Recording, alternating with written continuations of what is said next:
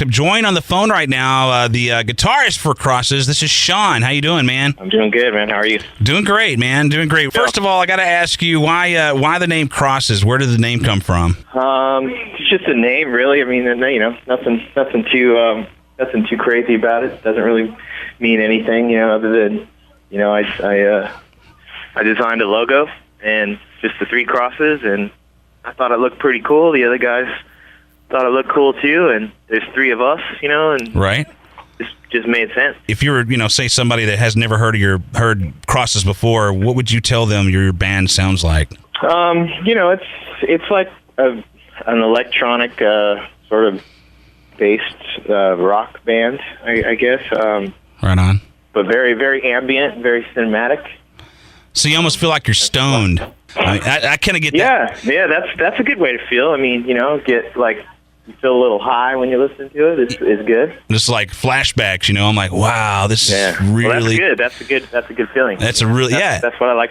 I think that's what we like to hear. Absolutely, man. Now, like you said, you mentioned that you guys are a 3-piece band. Have you guys ever thought about getting a 4-piece together or anything like that, or was it always you 3? Well, I mean, when we play live, we are a 5-piece, and that because it's what basically really started out as just a studio project, and there were no plans to play live. So, when sort of the demand was there for us to start playing live, we had to figure out how to do that. And one of the things were we needed another guy on guitar and keys. This guy John was playing for us, and then we have Dino who's playing drums, and then me, Chuck, and Chino. Right on. That's how we do it.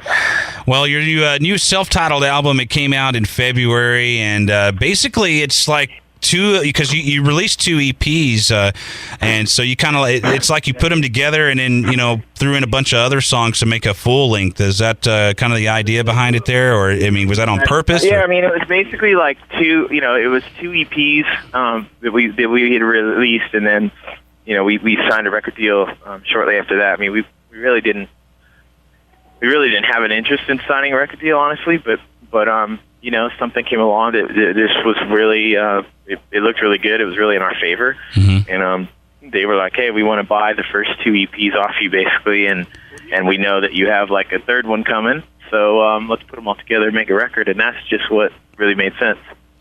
There's a song that's called "This Is a Trick," and you guys worked with Duff McKagan on that particular song. How did that all come about, and what was it like working with Duff?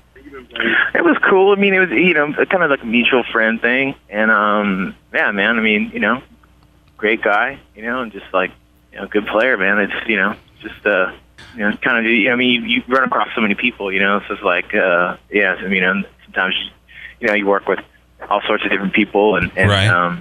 It makes it really cool, There's also a song called "Bitches Brew." That's that title alone, man. It's just it's dark, it's mystery, mysterious, and I guess a play off of "Witches Brew" and everything like that. But is that what the song kind of means a little bit? Is it more of that witchery kind of a dark feel to you? You know what I mean, or is it completely different? It's a little different than that. I mean, I think "Bitches Brew" is kind of a nod to a very great Miles Davis record, and Chuck kind of gives all of our songs working titles, and they're usually all named after like jazz records or jazz songs, and that's usually how they start out, just a working title, and then eventually it becomes something else. But that one actually did stay with the original title. So I mean lyrically, I don't know. It's kind of freaky. Speaking of freaky, you just use your imagination about it, Right. Speaking of freaky, there's also a song called "Telepathy," and it was actually on one of your other EPs, I believe. But you personally believe in those kind of things, like telepathy or déjà vu or anything like that, or? Yeah, I mean, I think I think so. I mean, I believe I actually named that one. But the original title of that was something really weird. It was like it was Stevie Nicks versus John Taylor. John Taylor being the bass player at Duran Duran. Right on. Just kind of like the feeling that song kind of whatever kind of had that vibe, you know. And then we were looking for titles for that one, and I just mentioned Telepathy, and Gino liked it. So now you guys, it's obviously all of you guys have kind of an eclectic mindset when it comes to different types of music and such. But what would we maybe be surprised to know that maybe you listen to?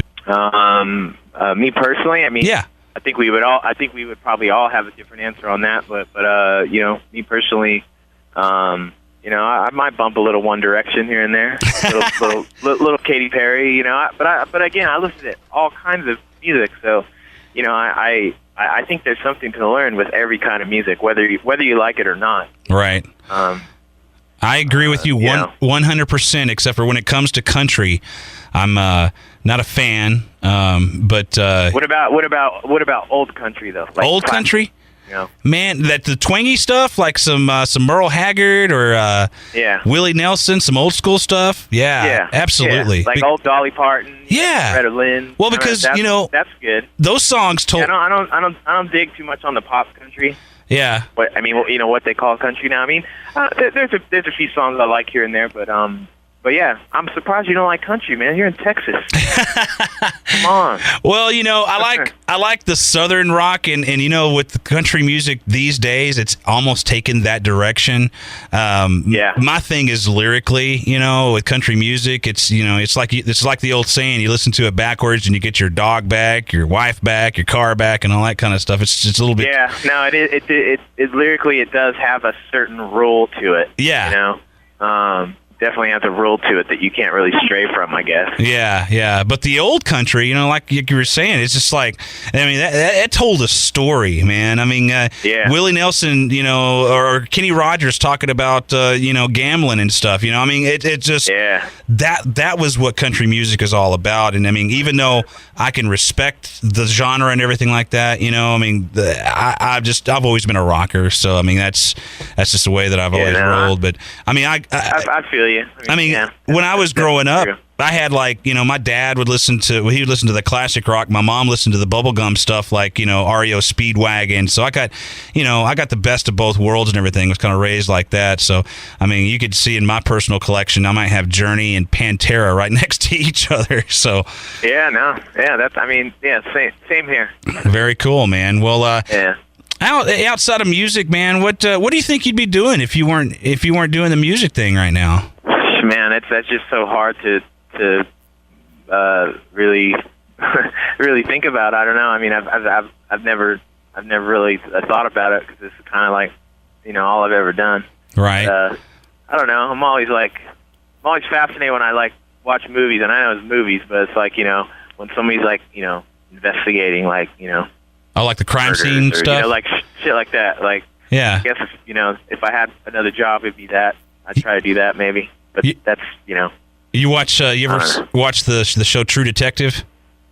I just started watching that, and I'm only like 3 episodes in, but yeah, it's really good. Dude, I'm not gonna reveal anything for you, but because I've seen the season, and it's first of all, it's one of the most epic TV shows I've seen, man. I mean, Woody Harrelson and Matthew McConaughey, I mean, they did an excellent job, but such a dark, sinister type of show, man. It's so badass. I'm glad that you like it. Yeah, no, McConaughey is just an incredible actor, period, Yeah, absolutely. And then, it's a good show. I mean, still in mourning over Breaking Bad. No, Breaking Bad, but, to me, that's the best show of all time. Right. But yeah. Well, man, let's get back. But I'm getting into that one. Definitely, I'm getting in about 3 in right now. So yeah, well, and it's definitely getting better. I guarantee you, you will enjoy it. It was like the first one I watched. The first episode, I was kind of on the fence. I was like, I don't know. And then I watched the second one. And I was like, then it starts building. Yeah, nice. It's several twists in it. That's all I'll say about it, brother. Yeah. No, I mean, it seems to be that one, like a shocker kind of thing. Yeah, absolutely. Well, let's get back to Crosses, man. How long you guys going to be out on this track, and what's going to happen after that? We're like 20. I think we have 20 more shows out of this one. I think I can't roughly. We kind of end up at Coachella Mm-hmm. And then we're off for a little bit, and then I think we might be doing some more shit like in May, I believe. Right on.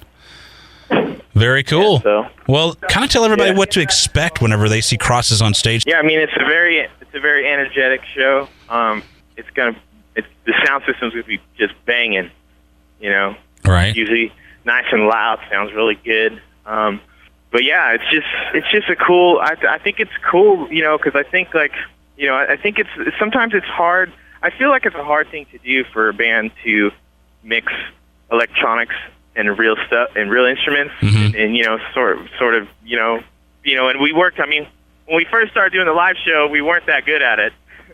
I think, but I think now I feel really confident, and that we're actually doing it well, which is a good feeling. But it definitely took a while, There's a lot of stuff to figure out. Oh yeah, I can only imagine, man. I can't thank you enough for taking some time and calling us this afternoon. Hey man, I thank you for wanting to talk to me.